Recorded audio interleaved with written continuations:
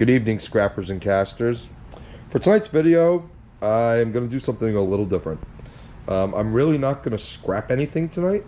I'm going to be doing a melt, do a copper melt later on once the restaurant people leave. But I just wanted to show you some of the stuff that I get in scrap. This stuff was given to me today by my boss. Well, his mother-in-law, but, you know, he made the deal for me. But anyways, I went there after work and they had some scrap for me. And pretty much I just wanted to show you the kind of stuff that I get. You know, got a couple brand new HDMI cables here. Those are always good to have. Looks like we got a answering machine that looks like it's still brand new in the box. I see there's a camcorder here. Actually 8mm. And that actually works out for me because I still got some 8mm tapes. A couple two-way radios, it looks like. What I want to talk about. And a whole bunch of other stuff. And then in this one, this is like plumbing stuff. Got a faucet here, a couple drain pieces, a little frying pan. Looks like we got some, maybe some lead, some solder, a little bit of copper that's already here for me. It's stripped. That's awesome. That's always welcome. So yeah. So what I'm gonna do is I'm gonna go through this stuff. I'm gonna get my table cleaned off, and I'm gonna show you what I got. So we'll bring it right back. Okay, guys, the bin's empty. I still have another one to go through, but I don't have enough room on my table. Pretty much what I got, a whole bunch of wire. There's some coaxial cable mixed in there. That's it's the wire in the middle of coaxial cable is copper coated steel. It's worthless. Just put it in your tin shred pile. Not sure what these are. The switch, it's got an on-off switch and it's battery powered. And then these four things are made by the same company that makes this. So I'm gonna have to research it and see what this is. But I can already tell there is a circuit board in one of these here. Actually, all of them have circuit boards, from what I can tell. So maybe I'll look it up and see what it really is. 5 home phones. Those are all the. There's another phone right there. But these are all the charging stations for all of them. There's an answering machine there. And then, there's a couple other things. Not sure what this is, actually. It's another charging station for one of the phones. So all the AC adapters are still attached. So I'm going to go through that wire and just clip everything off. I'm not really going to scrap that stuff out. I'm just going to take the wire off of it. There's really not much inside telephones like that. So it's not really worth my time. I got 5 cell phones. This one appears to be the newest one. It's a Motorola 4G LTE network, which it's a Verizon phone actually, and I use Verizon, so maybe this will be my backup in case I break my phone, which I have the habit of doing. We've got a carbon monoxide detector here, and I'm going to go ahead and use this in my apartment. I've already got one, but I want to put that one near the stove, and I have the other one more towards like the living room area that I'm currently using. So we got a digital answering machine that's pretty old and weathered. I might open this up just to kind of see what's in it. Just because it looks a little older than the other one there that's on the floor. We've got some two-way radios, Motorola Talkabouts with the manual there. We've got a 40-channel CB radio that uses the cigarette lighter adapter. So we'll see if that works. That currently goes for about 30 bucks on eBay. That's the cheapest I found it. So maybe we'll put it in my car if it actually works, just to have, or maybe I'll sell it.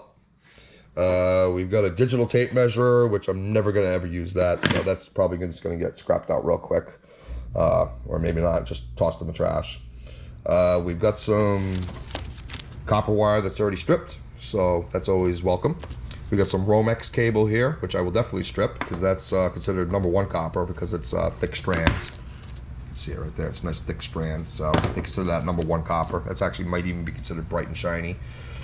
This right here is a universal car charger, DC auto adapter. Comes with all the different accessories here, so you can put different, you know, charge different things, you know. We've got a Weller Junior soldering iron, and that's pretty old. That's probably from the 70s and the 80s. The plastic almost looks like Bakelite to me. But I actually do have a Weller one just like this, except mine's more professional. It's not a junior model. So I actually do collect tools, so I will definitely keep this for my personal collection. We've got 2 HDMI cables that are brand new. Those aren't cheap either, so I'm definitely going to keep those. We got some Cat 5 or Cat 6 networking cable or data cable. We got an answering machine that's brand new in the box. We've got a sharp 8mm camcorder with 2 batteries and the charger. I'm actually going to hang on to that because I actually have some 8mm tapes from when I was a kid, like, you know, birthday parties and stuff like that. So I'd like to at least, you know, see if the footage is still good on the tapes, and then maybe convert them over to like DVD and then give them to my parents or something like that. We've got a Sony alarm clock, and I'm actually going to use this because it's actually an upgrade to the crappy one that I bought 5 years ago. So we'll go ahead and keep that. So yeah, that was a pretty good score. I've still got another bin here of stuff to go through. It looks like maybe kitchen stuff, and I know there's some sink parts in there, so there's definitely going to be some brass in there, and maybe a little bit of copper. So I'm going to go ahead and clear off the table, and I'll bring it back when the stuff is loaded up on the table instead. Okay guys, I got most of this box cleaned out. The rest of the stuff that's in here, I'm just going to throw in my steel pile after I remove that light bulb from that fixture and the glass.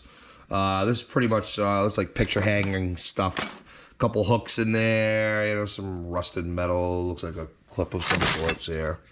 Actually, maybe I'll keep that. I could always use it for like clamping 2 pieces of wood together if I glue them. Yeah, just another light bulb and some various odds and ends and stuff. Yeah, that's pretty much it. So I'm just gonna throw most of that in my steel pile. We got a looks like I got a new GoPro camera case, so that's cool. Now that I have 2 GoPros, we got a set of rabbit ears and an extendable antenna here. I'm just trying to do it one-handed. Yeah, see, it extends. These are always brass, by the way. These rabbit ears and these antennas, they're always brass. So save those. We got a steel pan here, but I'm just using it to put the copper wire that I'm gonna strip or melt later on. I'm gonna melt that tonight. We got some brass sink pieces. These are brass. It's always welcome. Got 2 of them.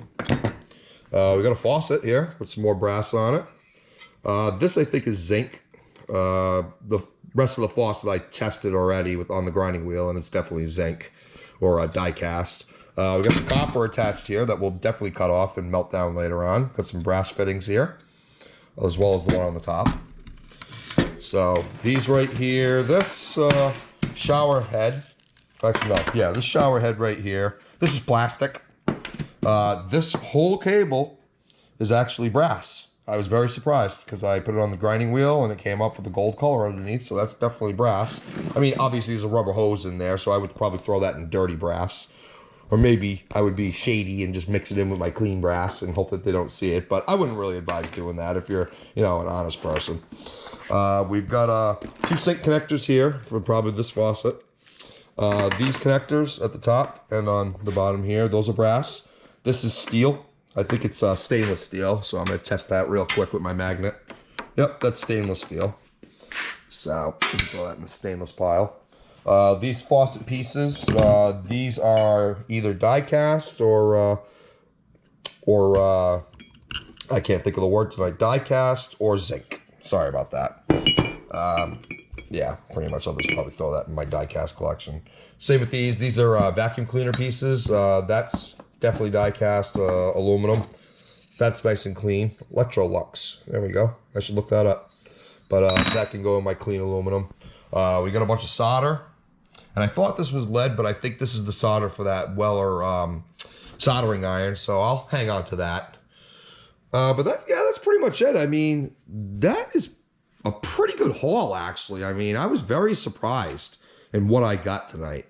So thank you very much, boss man, for that scrap metal. I definitely appreciate it. So I'm going to go ahead and clean some of this stuff up, and then I'm going to go ahead and do a bonus copper melt tonight. I'm not sure what I'm going to make. Probably not a sand casting. Maybe probably a copper bar or something. But, you know, I definitely want to clean this up and get the copper off of that. And then definitely melt this down. And then this Romex. Maybe I'll actually weigh it up before I do that, just to show you what I got worth of copper.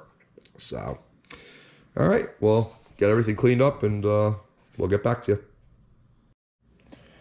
Okay, guys. Got everything stripped apart. This is the brass pile. I was very surprised, especially this piece. That is actually brass. Normally they're like zinc or die cast, but this was definitely an older faucet. So yeah, that's brass. I got the rabbit ears here. I'm actually going to keep one of these. I actually have a very old TV from the early 80s. And I actually broke the antenna off of it because I was going to scrap the TV out. But then I realized it's pretty old. It's an old TV. It's one of the old knob turning ones. And I play a lot of vintage video games. And some of the video game systems I have require a really old TV. So that's one of the reasons why I'm going to keep it. Just because, you know, I don't know. Just because. I collect old stuff. Here's the copper. That was the Romex. I stripped that down, and these are the 2 pieces of copper that were on the faucet. So I got that off, and then this was already given to me as is. So I'm going to go ahead and weigh everything up just to see what I got. Hopefully it's still set to grams. All right, it is. So let's go ahead and put the copper on here. About 3/4 of a pound of copper. Let me just switch it over. Yeah, almost 3/4. 11.6 ounces of copper there. So that's cool. I mean, that's about $2.50. Close to it. So let's go ahead and weigh the brass. Yeah, I'm curious. This is probably going to be a couple pounds here. I'm probably not going to be able to get all of it on the scale, but let's see. There we go. I'm just going to put both sets of rabbit ears on there. And then this is actually brass. I don't think it's going to fit on there, So we got 43 ounces. Let's see how many grams that is. Let's see. Well, 2 pounds, 11 ounces, plus this. Which, actually, that's on there. Perfect. So almost 3.5 pounds of brass. So, yeah, that's about $5 or $6. So, yeah, not bad considering that was free stuff from my boss. So, again, thank you very much for that. And, yeah, and I got a whole bunch of electronics I have to go through, too. I mean, not even counting the wire. I mean, there's probably about $15 worth of scrap here, to me, at least, you know. And then the CB radio, you know, that's worth something on eBay. So, I mean, realistically, there probably could be about, you know, if I parted everything out and sold everything, I mean, I could probably get about $50 plus the scrap here. So, you know, it just all depends. I mean, that's how I get a lot of my scrap. I mean, people know that I'm a scrapper, and, you know, they're always willing to bring stuff in for me. Most of my coworkers. And then, you know, I got friends that give me scrap. And some people actually advertise on Craigslist saying that, you know, they pick up, you know, they do free junk removal, you know, and you end up getting scrap from that too. So, I mean, there is definitely ways of getting scrap without even having to drive around and look for it. I mean, sometimes it just comes to you. So, anyways, I'm going to go ahead and throw this all in my scrap bin with the exception of this one right here, because that's going to go on that TV. And I'm going to go ahead and melt this down, and I got some other copper stuff that I'm going to melt down as well. And I'm probably just going to make a bar tonight. So, anyways, we'll go ahead and get the furnace set up, and we'll bring you back. Okay, guys, I lied. Not about that, though. I decided I'm going to go ahead and keep the copper pipes. Just because I like having a lot of solid copper. It helps melt the stranded copper, this stuff right here. It helps melt it down a lot easier when you have some solid copper in there. That's actually the first thing to melt, and then this stuff will actually melt down second. So I like to fill this at the bottom and then put something heavy on top. So like this Romex wire here, I'm going to go ahead and do that. Put that on top. So we've got exactly 1 kilo of copper that we're going to melt tonight. And yeah, I'm just going to go ahead and cast the bar. And I just want to get this barrel of wire just done with. I'm so sick and tired of having this barrel because I want to use it for something else. So this is all wire that I've used on the wire stripping machine. So, and I always keep that separate from stuff like this. So that's kind of one of the reasons why I want to melt this wire tonight. This Romex I did use on the wire stripping machine, by the way. So I will count that. So anyways, we'll go ahead and get the furnace set up, and we'll go ahead and start melting.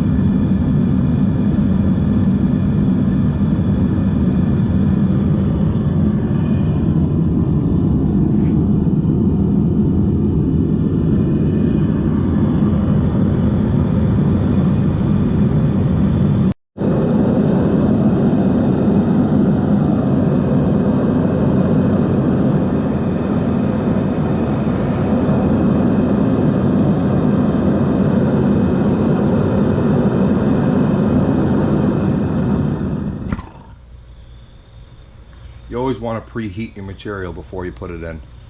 This way here you don't have a steam explosion in case there's like any moisture. Fortunately, I don't have my regular gloves on right now, so I'm kind of doing this half-assed. Okay. There we go.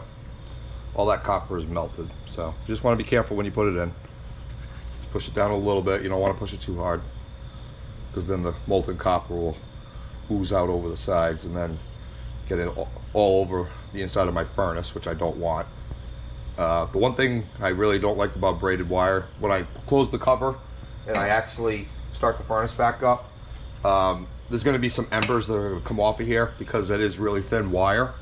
So you know, that's why I usually like to have some solid copper on top of it, just to prevent it from spitting out towards the top of the cover. But I definitely have the hose covered with leather sleeves, so this way here, if any ember hits that hose, at least it's not going to cause a fire. So, and I do have my fire extinguisher behind me. So we'll go ahead and restart this. I like that green smoke.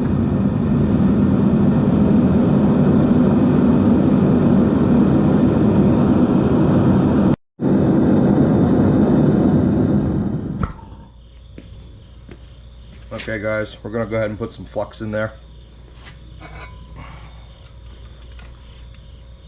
Get this cover open. I still have not found my glove yet. There we go. Just let the impurities float to the top. I already did preheat this rod right here. I'm just gonna give it a quick stir. Yeah, there's not much impurities in here. There is a little bit.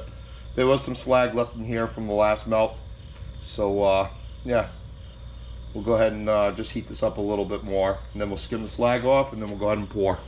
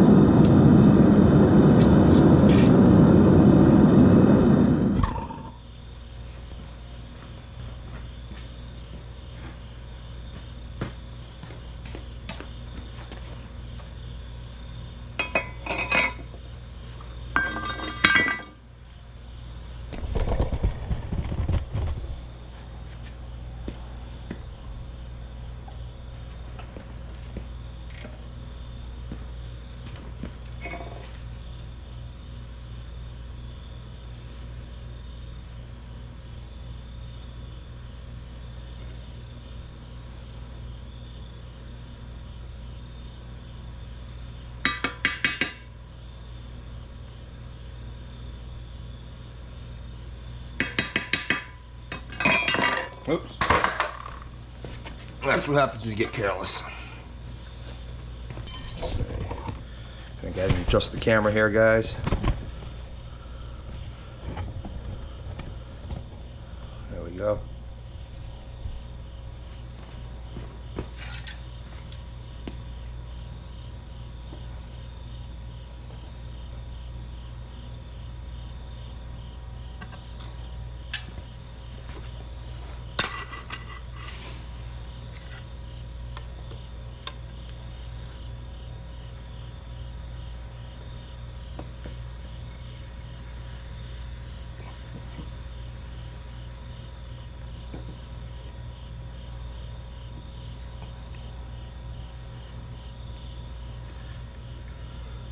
A little bit of slag left over. Oops.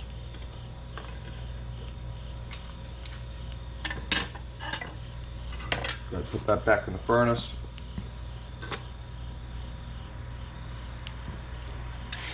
Let's close the lid this way here. I don't have that heat hitting me in the face. So there was a little bit of junk in there. I could see it on the top, pretty much right there. I could pretty much take that out right now.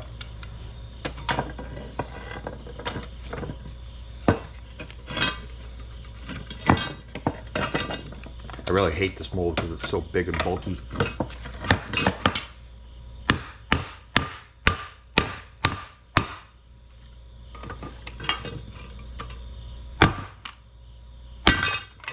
Yeah, of course it's stuck in there.